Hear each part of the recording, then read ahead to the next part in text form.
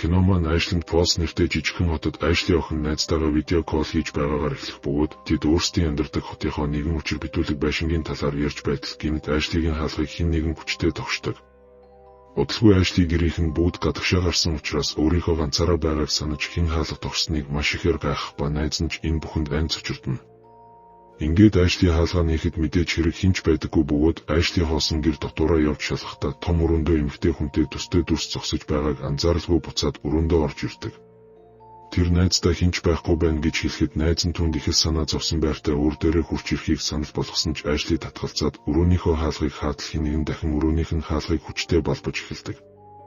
Ингээд маш их айж цочирдсан Ashley найз руугаа эргэж харан нэрийг нь шивнтэл үйл явдал гинэд солигдож Ashland Falls хотод шинээр нүүж ирэн байшин худалдаж авч байгаа Chuck Maria хэмээх эхнэр нөхөр хоёрлоо шилждэг. Манай хоёрч бүх лаймшгийн киноны гол дүрүүдийн адилаар нэгэн тансаг байшинг маш боломжийн үнээр худалдаж авахар болох ба үл хөдлөх хөрөнгийн зуучлагч эмэгтэй Bonnie тэдэнд байшин доторхыг харуулна. Ингээд тэд байшинг үзэж сонирхонгоо яагаад ийм хямдхан байгааг нь гайхад зуучлагч эмэгтэйч зарагдахгүй удсан болохоор гэж хариулах ба тэдэнд байшин таалагдаж нүүж орохоор болдог.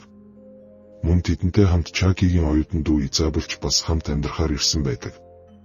Маргааш өглөө Chuck Bonnie руу залан өнөөх тансаг байшин шөнө орсон борооны улмаас тусаал гоожод байгаа тухай гомдлож үнийг баримжуулахын тулд хид хідэн зураг дарж авна. Дараа нь тэр Bonnie-гийн зөвлснөөр загвар зохион бүтээгч эхнэрийнхээ урлагийн өрөөг очиж шалгахаар явах ба Мариач энэ үед урландаа үзэгчдэд зориулсан лайв хийж байдаг.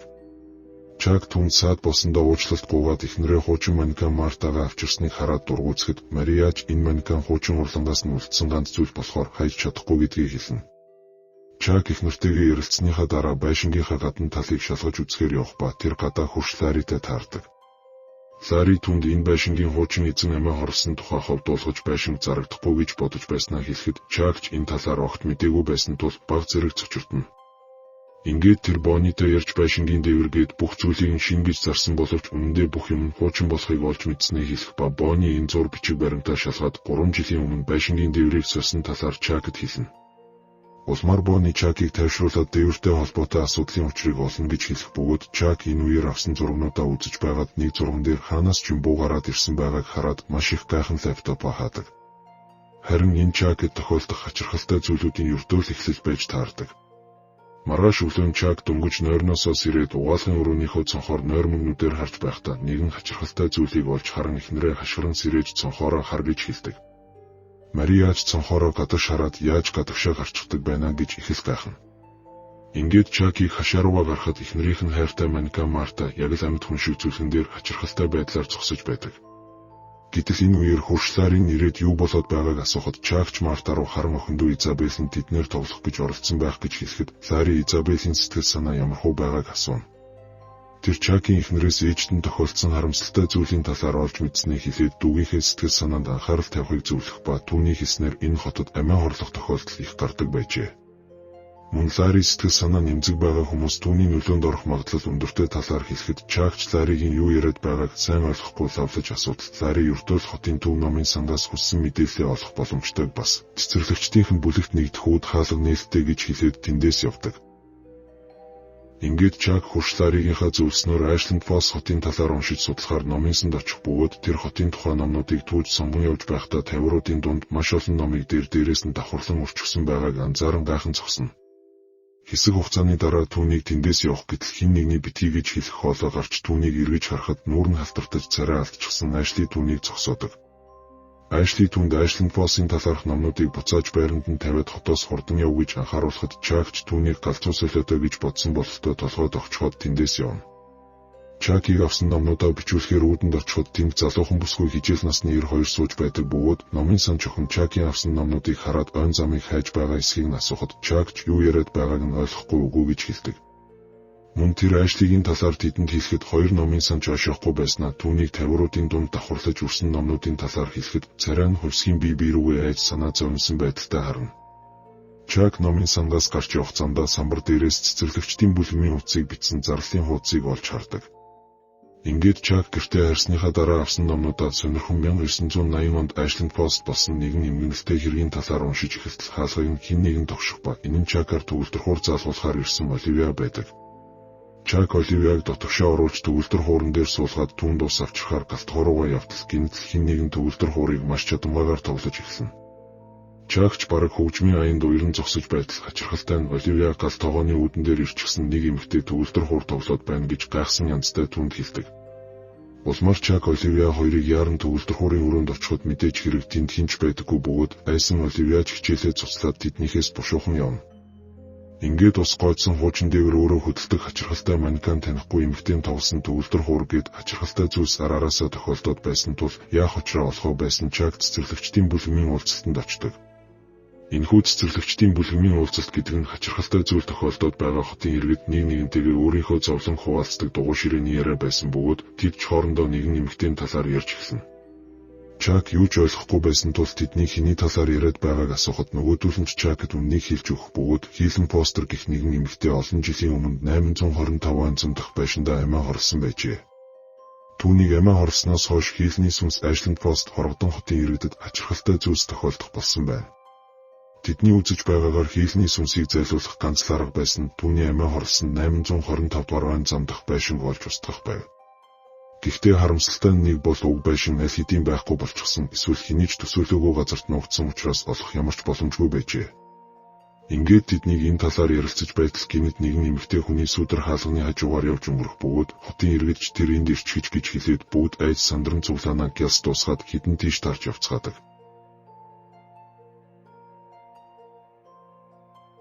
Ингээд үйл явдлыг Чакийн дүү Изабелийн өнцгөөс харуулж эхлэх ба Изабель байшинг сонирхож байхдаа ард нь зогсох Хийлний сүнсийг анзааралгүй өнгөрдөг. Тэр Чакийг дээврээс гойдсон тусаал болон сүнстэй төгөлдөр хууртай зуралдаж байх зур өөрийн уу гашуутайгаа тэмцэлтэн завгүй байдаг.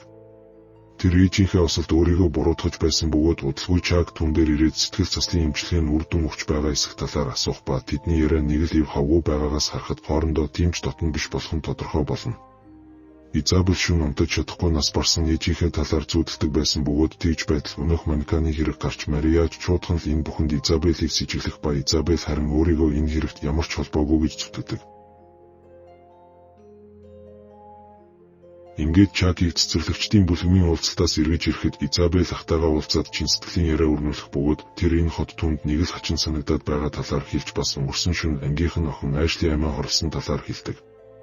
Мөн Изабель өөрт нь хачирхалтай зүйлс тохиолдоод байгаа талаар хэлж аль нь бодит аль нь төсөөлөх болохыг ялгаж чадахгүй байгаа талаараа ярьдаг.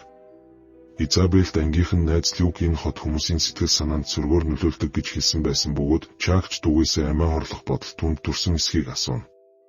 Тэр Изабелийг ээжийнхээ үхэлд өөрийгөө буруутгахаа бол энэ зүгээр л осол байсан гэж ятгах бөгөөд тэднийг машины осолд орох үед Изабель жолоодож явж таарсан байжээ.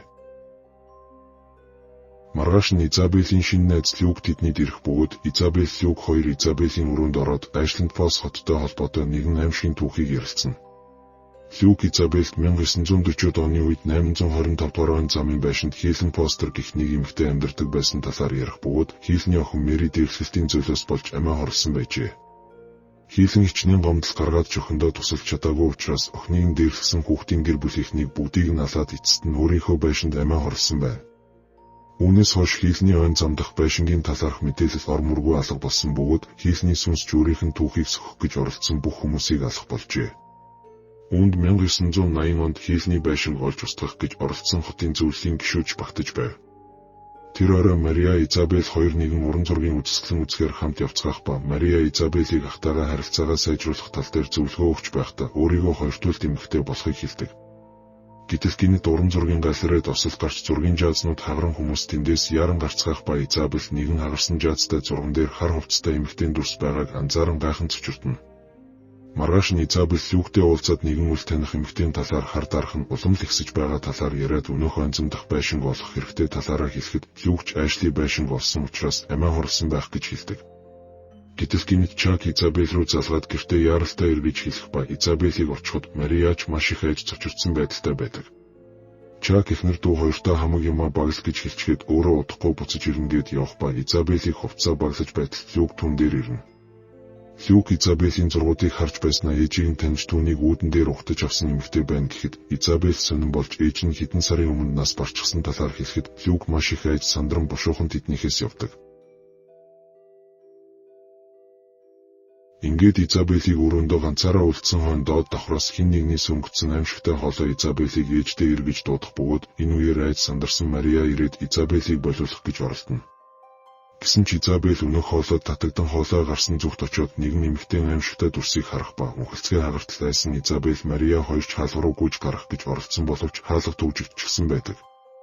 Изабель Мария хоёр буцаад дээшээ гарч өөрсдийнхөө өрөө рүү орж нуугдах ба Изабель өрөөндөө нуугдж байхдаа Мариагийн чангаар хашгирахыг сонсож маш их айв. Ингээд үйл явдлыг Мариагийн өнцгөөс харуулж эхлэх ба Мария хоёр туйлд эмэгтэйгээ тэмцэхийн тулд им удаг бөгөөд тэр үзэгчдтэйгээ лайваар холбогдсон тэдэнд хувцсны талаарх зөвлөгөө мэдээлэл өгдөг. Гэтэл лайвын бичлэг гэмт жирэлцэн гацах ба түүнийг урлангийн өрөөнөөс унтлахын өрөө рүү явчихад буцаад ирэхэд өнөөх хайртай манекен Марта нь урагшаа харсан байснаа цонх руу харчихсан зогсож байдаг. Гайхаж боломгдсон Мария ч Изабель дээр очиж түүнийг урлангийнх нь өрөөнд орсон эсхийг асуух бөгөөд мэдээж хэрэг Изабель өрөөнд нь очиагүй байдаг. Мария ч манекен руугаа хэсэг ширтсний эмээ ухаар явах ба тэр эмээ авсан боловч гинт уухгүй байхаар шийднэ. Дараа нь тэр лайваа үргэлжлүүлэн хийж эхлэх бөгөөд их Алис нь хид хідэн удаа залхсан боловч утсаа авдаггүй. Ингээд Мария лайваа хийж байгаад гинэт арагшаа эргэж хартал манекен алга болсон байдаг бөгөөд сандарч боломгдсон Мариаг манекена хайн Изабелийн өрөөнд ороход манекен нь өрөөний гол зогсож байснаа гинэт хүзүүгээ эргүүлнэ. Ингээд тэр оройноо Чак Мария хоёр өнөөх аимшигын царайтай манекеныг шатаах бөгөөд Чак их нартай байшинг зарахад хэцүү байх болно гэж хэлдэг. Мариад сэтгэлээр хямран үйлч эхлэхэд Чак ихнэрээ тайвшруулад маргааш гэхэд бүх зүйлийг зохицуулаад ихнэр дүү хоёроо эндээс авч явах болно гэж амлана.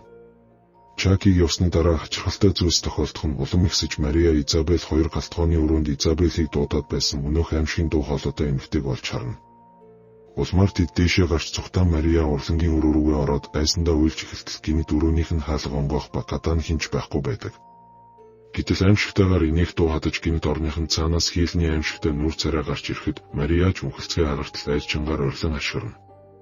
Дараа нь Мария яаж игээд Изабель дээр очиж тэд жайсандаа тэрвэрлэх ба хэсэг хугацааны дараа бүх зүйл намжлаа гэж бодтол Мариагийн хамраас цус гарч эхлэх ба царай нь аимшигтайгаар цонхын цайсан байдаг. Маргааш нь Чак унтаж байгаа ихнэртэй санаа тавиад ихнэрээ эмээ ууж байгаа эсхийг шалгахад ихнэр нь эмээ ухаа болсон байдаг. Тэгтэл Люк тэдэн дээр ирэх бөгөөд тэр Ашли яаж хуучин газрын зураг дээрх цахилгаан шонгуудын зураасыг ашиглан 825 дугаар он замыг олсон байж болохыг тэдэнд харуулах ба үүний дагуу он зам нь Ашленд Фолсын газрын зургаас гадна байж таардаг. Ингээд Изабель Чак хоёр байшинг олж очин нураахаар шийдээд байтал үл хөдлөх хөрөнгө зуучлагч Боны зурагчнтайгаа байшингийн талаарх мэдүүлэг авахар ирэх ба Чак татгалзах гэтэл гинт Мария их л цовоос сэргэлэн гарч ирээд бичлэг хийхээр болно. Ингээд Изабель Люкэс Мариатай хамт үлдэхийг гуугаад өөрөө ахтайгаа хамт байшинг олж устгахаар болно. Удалгүй Мариач бичлэгэнд орж эхлэх ба тэр гинт хийлэн шиг ярьж эхлэх бөгөөд үнэн хэрэгтээ хийлний сүнс түүний биед орчихсон байдаг. Хийлэн чохин нь яаж дээрлхүүлж гэртээ хөхнийц болчихсон ирдэг байсан талаар ярьж тэр энэ бүхнийг зогсоохын тулд хотын зөвлөл рүү дээрлэхчийн ээж аав руу гээд бүгднөр нь хандаж үтсэн ч ямар ч тус болоогүй талаар ярина. Эцэст нь хийлэн өөрийн биеэр өшөөгөө авч сүнс нь хотод шүүлсэн байжээ. Харин энэ үеэр Чак Изабель хоёр цахилгаан шонгийн зураасын дагуу он зам дах байшинг олж ирэх бөгөөд тэд хуучирч орхигдсон байшин руу орцгооно. Ингээд тэд байшин нэгжиж байгаад Чак хийлний бичиж байсан захиануудыг олох ба захианд хаягсны дагуу үнэн хэрэгтээ дээрлэгчийн байшин он зам дах байшин харин хийлний амьдарч байсан байшин Чакийн худалдаж авсан өөрийнх нь байшин болж таардаг. Үйл явдал Мария руу шилжихэд хийлэн түүнийг бүрэн эзэмдсэн байдаг бөгөөд Мариагийн хамраас нь цус гарч аимшигтай муухайгаар хашгирахад камерын дээр хийлний сүнсний аимшигтай царай бичигдэнэ. Ингээд тэр гинэт Боны Люк зурагчин залуу 3 руу дайран тэднийг алдаг. Харин энэ үеэр Чак бүхнийг ойлгонд өрөөгөө очих гэтэл олон жилийн өшөө хорсолд буцсан хийлний сүнс жинхэнэ дүр төрхөөрөө гарч ирээд ах トゥ хоёрлоо дайрч байгаагаар кино төгсдөг.